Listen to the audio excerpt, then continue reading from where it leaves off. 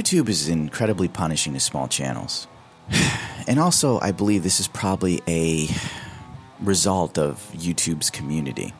It is a lawless mess of the biggest dredges of society, and in between those vocal majority of douchebags, there's a silent minority of people that actually make you think this is worth it. But they are few and far between, unfortunately.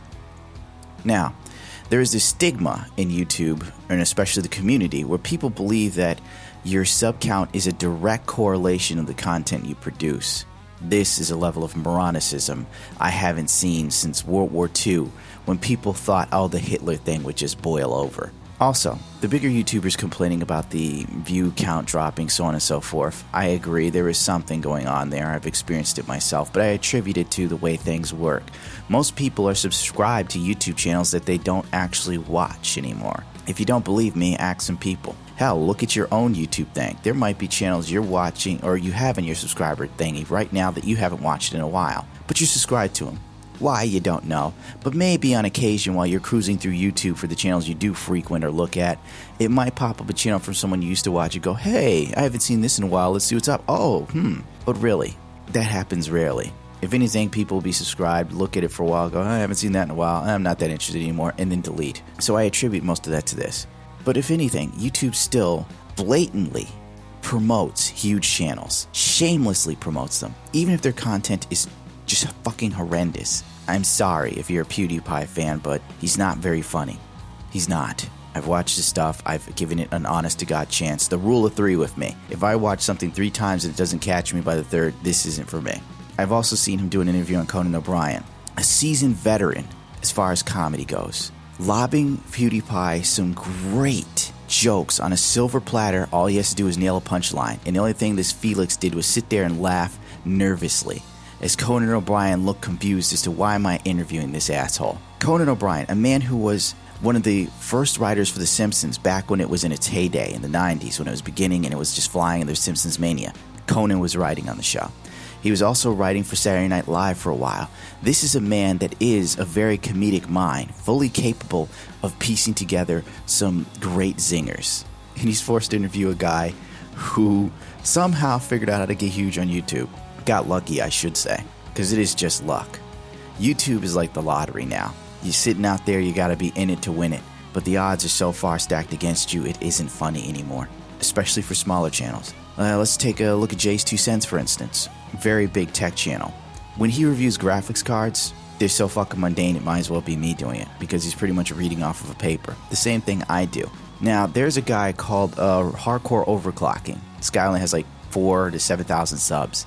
This dude explains how the entire PCB works, its strengths and its weaknesses. He also gives on how you could possibly mod your PCB to overclock it, or overvolt it, further than this factory standards. Jay doesn't teach you that shit, but Jay's got, almost 1 million subscribers? And this guy has next to nothing, and he could fucking tech-wise piss all over Jay 2 cents all day and night. But nobody knows where he is because he's smaller and he doesn't have an amazing setup, much like myself. But the knowledge is there, but they're not rewarding this guy for great content, insightful shit, something that's actually helpful you could learn something from. No, they're rewarding Jay. He's got the big audience. He takes 2 980 Ti's or whatever and, SLI, big shit, and big videos, Coconut Monkey. Everybody's like, yes, Jay knows everything. Jay is great. And meanwhile, Jay has a pretty fragile ego for a man of his age and has 2 kids. It's quite sad, really. What's the point of all this? Well, there is no point.